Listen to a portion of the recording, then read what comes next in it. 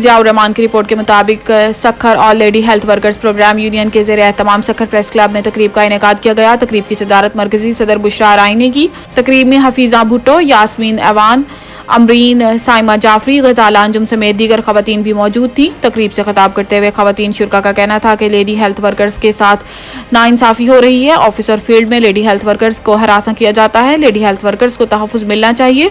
क्या सिर्फ अफसरान के बच्चे अफसर बनेंगे? हमारे बच्चों ने कौन सा कसूर किया है? हमारे बच्चों को भी सेक्रेटरी हेल्थ या DC बनना चाहिए और खवातीन को इनके हकूक मिलने चाहिए। लेडी हेल्थ वर्कर्स जान जोखिम में डाल के ड्यूटी अंजाम देती हैं। लेडी हेल्थ वर्कर्स की प्रमोशन का मसला हल किया जाए। सेहत के मसाइल भी हल होने चाहिए। टाइम स्केल का है, यही बड़ा मसला है। रिश्वत और करप्शन का खात्मा किया जाए। मज़ीद खबरों और अपडेट्स के लिए देखते रहिए 11 न्यूज़ पाकिस्तान।